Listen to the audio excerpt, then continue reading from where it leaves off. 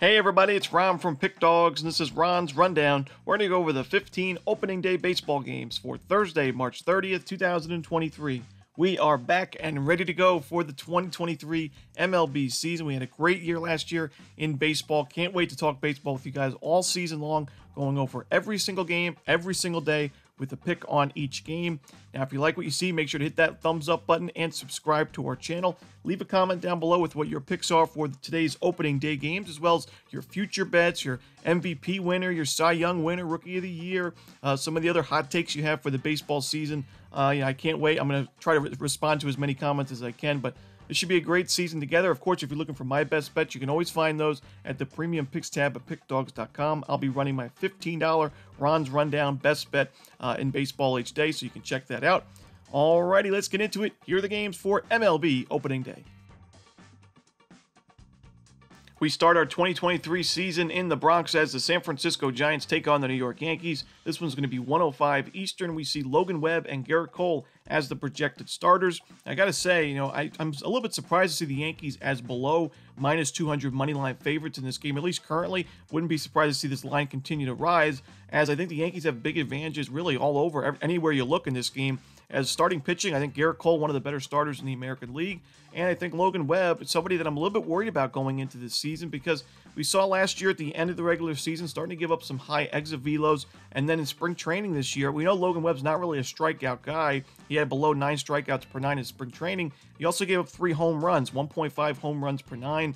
In spring. That's concerning. If you're a guy that's trying to keep the ball on the ground and you're giving up those home runs, I just don't know if I can back you at Yankee Stadium against a deadly lineup in the New York Yankees, who are returning the one of the best seasons that a player's ever had in the American League, and Aaron Judge breaking the AL home run record. I think the Yankees have the better bullpen, better starter, the better lineup by quite a bit as well. Playing at home, I'm going to take the New York Yankees. I'm going to lay the run line. Next up, let's talk about the Braves and Nationals game, as we see Max Fried and Patrick Corbin as the projected starters for this one, a pair of southpaws.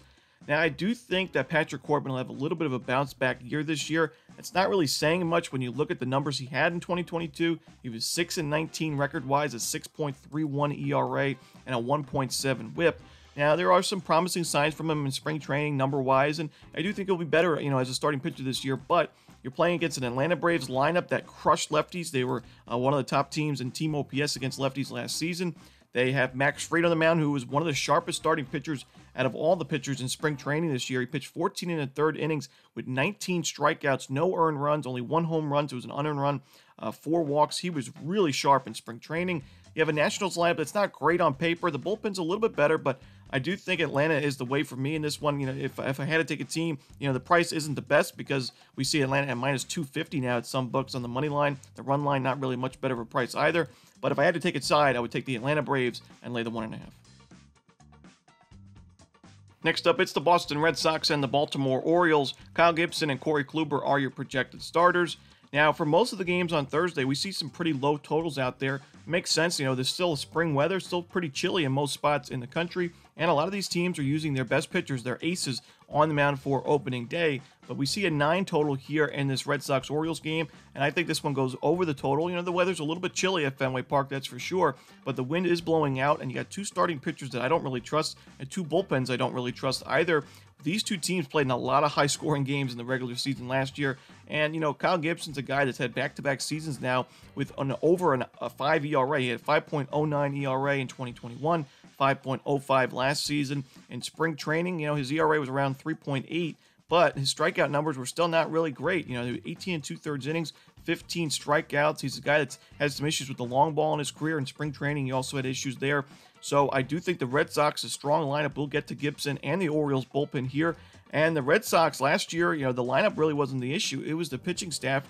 They added Corey Kluber, a veteran that's kind of changed his game since the Cy Young days in Cleveland.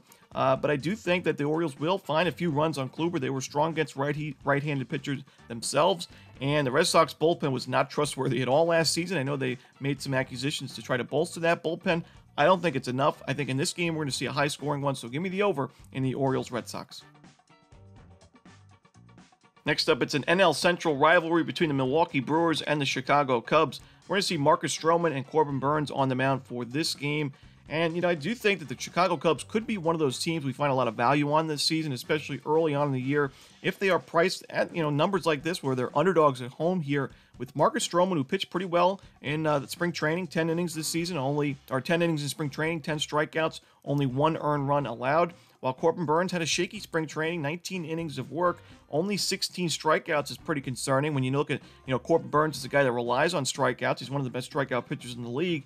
So to see him have a 4.74 ERA in that many innings and only 16 Ks, I just don't want to lay this kind of number with the Milwaukee Brewers and Burnes in this spot. I do think the Brewers lineup, not the strongest on paper. The bullpen is solid, but I do think that the value lies with the Cubs team and added some nice pieces in the offseason, guys like Dansby Swanson and Cody Bellinger. This team's still going to have its issues, and I don't think it's a playoff team right now, but I do think we're going to find some value in a spot like this. Give me the plus money with the Chicago Cubs.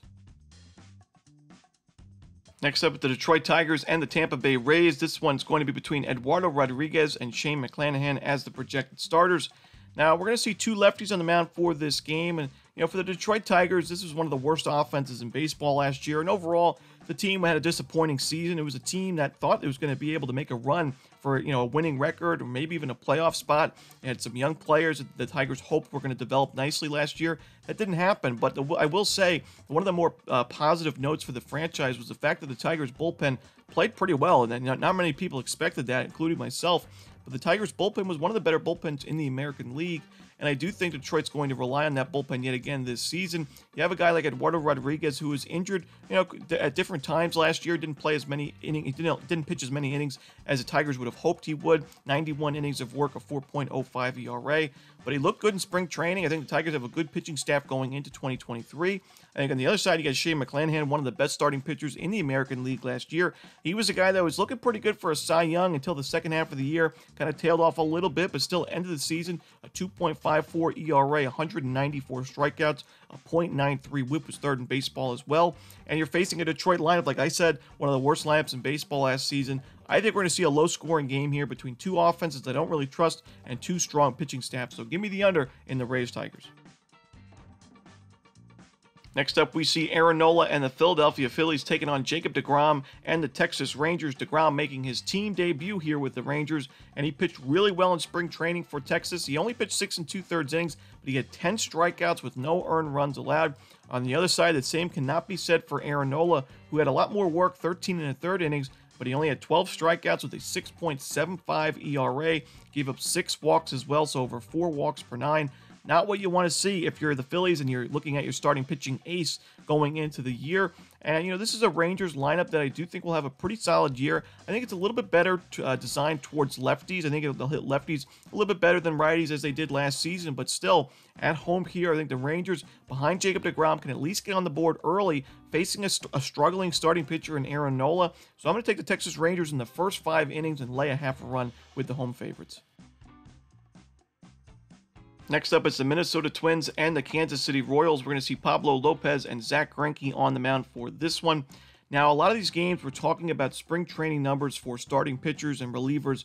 And I do think it's important to look at spring training numbers because it gives us a good idea of the current form for the starters. Now, sure, some starting pitchers may not take spring training as serious as others, especially veterans like Zach Greinke, who pretty notably did not take spring training too seriously this year.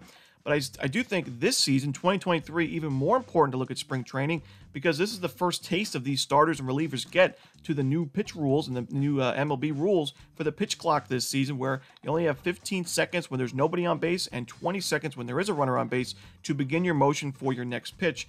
And I don't think Zach Greinke, took too well to these new rules, as in spring training he struggled in terms of the ERA that he had at 7.02 in 16 2/3 innings. I will say he had 16 strikeouts in those innings, so 8.6 Ks per 9, a lot better than what we're used to seeing from Greinke in the last few years. Now, how much did Greinke try at spring training? I'm not so sure, but I just can't trust him in this particular spot. I don't really like Pablo Lopez in this spot either. I do think the Royals offense can get to him for a few runs, but when this game's all said and done, I trust the Twins line up a little bit more and their bullpen as well. So I'm going to take the Minnesota Twins in a lean here. Not my favorite game on the board. I'm going to take the Twins on the money line. Next up, it's the New York Mets and the Miami Marlins. Max Scherzer and Sandy Alcantara on the mound for this one. Two guys that have won Cy Youngs before and are pitching really well in spring training going into the season. Max Scherzer, 25 strikeouts across 17 and 2/3 innings with a 1.53 ERA. Sandy Alcantara, 13 and a third innings, 15 strikeouts, a .68 ERA. We should expect another low-scoring game in this one. The total's already set pretty low. I don't see a ton of value on the under. So for me, I'm looking towards the Marlins at plus money here. This is a Marlins team. It looks pretty solid lineup-wise. A team that struggled to score runs and really struggled with runners in scoring position for the most part last year. Their team OPS against righties was actually not too bad, especially in the first half of the season. But now you bring back Jazz Chisholm, who was injured for most of the season last year. You bring in a guy like Luis Arraez, who was your AL batting crown champion for the Twins last season. You bring in Gene Segura, who had a 723 OPS for the Phillies last year. And, he's had some issues in the field defensively, but is a solid hitter. And you have guys like, Avisail Garcia and Jorge Soler that could be bounce-back candidates for the Marlins offensively. I think the Marlins are going to be fine offensively. Garrett Cooper was another solid bat in that lineup, and John Birdie kind of came out of nowhere and was a solid contributor for this team. I think the Marlins are going to be a sneaky team this year. I wouldn't be surprised to see them get to the 500 or maybe a little bit over 500 record-wise. So I like their over in team wins, but in this matchup, I'm going to take the plus money here with the Miami Marlins. Next up in the NL Central, it's the Pittsburgh Pirates and the Cincinnati Reds. Mitch Keller and Hunter Green, a pair of young pitchers going at it in this one. Now, Mitch Keller earned the opening day start for Pittsburgh, that's for sure. He had a strong spring training with 15 and 2/3 innings pitched, 20 strikeouts, and a solid 3.45 ERA.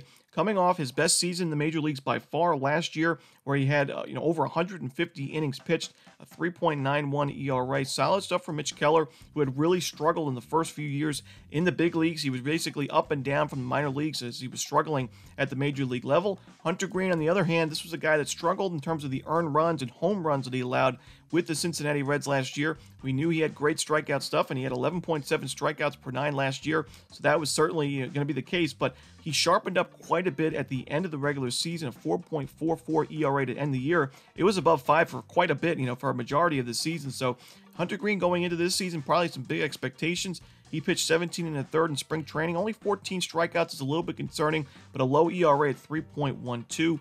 I think both of these teams, when you look at these rosters, you can tell both of these teams don't really like to spend a lot of money in the offseason. And I do think it's going to be another down year for both of these franchises, but I do think the Pirates have the better lineup.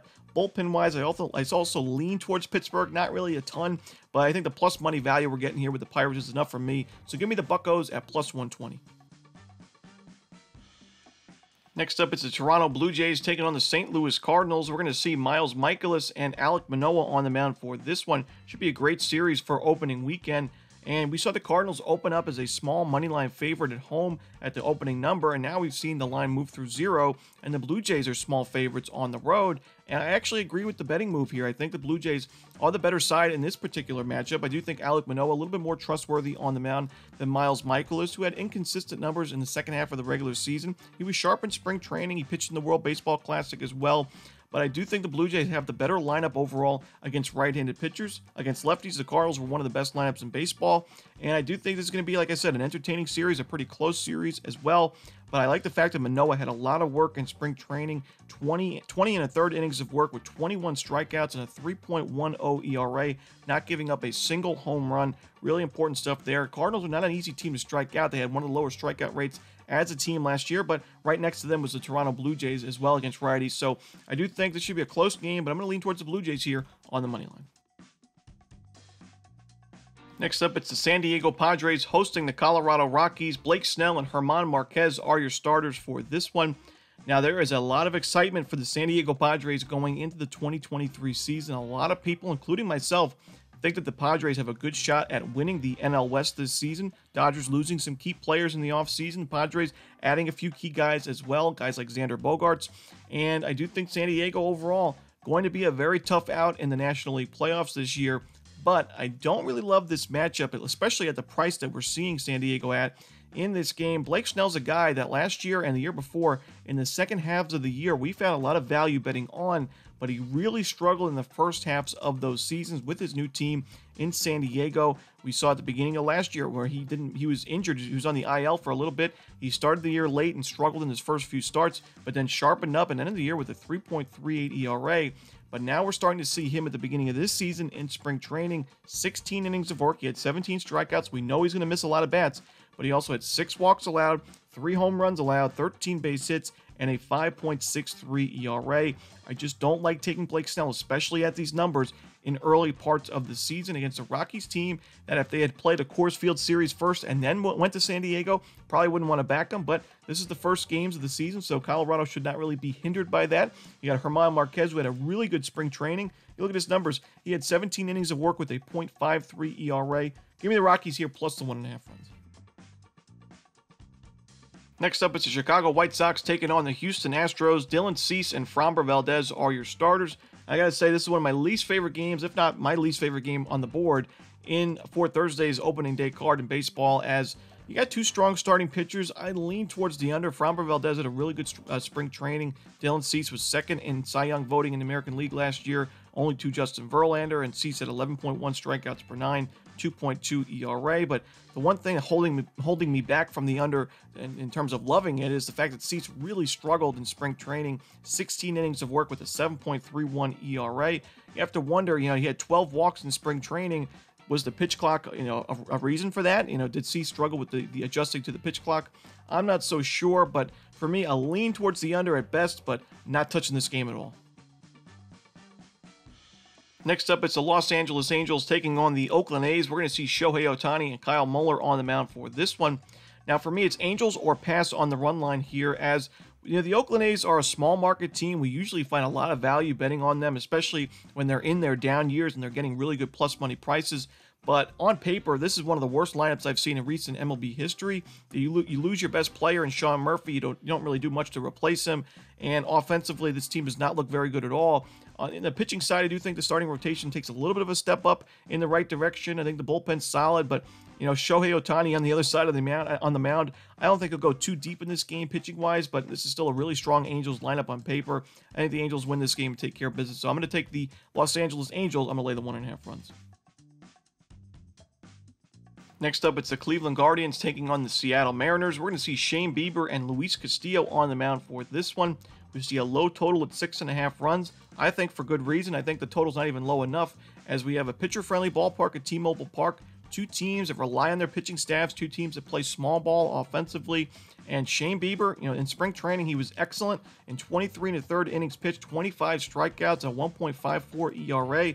Luis Castillo also, he had some issues in spring training in terms of the earned runs, but he had 18 strikeouts in 17 innings, only 1 home run allowed. Those are the type of numbers I'm looking for a starting pitcher in spring. He pitched really well, last year between the Reds and the Mariners in 2022. I think we see a low-scoring game, but the first to 3 runs wins it. So give me the under in the Guardians-Mariners matchup. And the final game for the night for Thursday's opening day card in Major League Baseball, it's the Arizona Diamondbacks and the Los Angeles Dodgers. We're going to see Zach Gallen and Julio Urias on the mound for this game. Now, I am leaning towards the over. I do think the Dodgers, they crushed right-handed pitching last season, basically from start to finish of the year. Zach Gallen did have pretty good numbers against the Dodgers in his 2 starts, but I still think the Dodgers will find a few runs on that Diamondbacks bullpen as well. But I also lean towards the Diamondbacks plus the 1.5 runs. I do think that Julio Urias is a candidate for a big-time regression season for LA. This was a guy that had a 2.16 ERA and a .96 whip last year, both top 10 in the league. But he was also a pitcher that left a lot of runners on base, really relied on his really strong defense to make a lot of plays. Guys like Cody Bellinger, Trey Turner, and Gavin Lux are either injured for the season or on other teams this year. So I do think that there's a lot to replace defensively for the Dodgers. And I do look at the fact that Urias only 6 strikeouts and 11 2/3 innings in spring training. He struggled in the World Baseball Classic, pitched well in his first outing, struggled in his next one. I just don't trust him in this game, especially at this kind of price. I think Arizona is a sneaky young team, that's going to have a lot of, they were a profitable team last year if you bet them on the money line every game. I think that definitely could be the case this year as well. So give me Arizona plus the 1.5 runs with a little sprinkle on that money line as well. And that's it. Those are the games for the opening day schedule on Thursday. Hope you enjoyed this video. If you did, don't forget to hit that like button and subscribe. Don't forget to put your baseball picks in the comments section below. Of course, if you're looking for my best bets, you can find those again at Pickdawgz Premium. As always, this is Ron Romanelli. Let's have a great baseball season together. Good luck.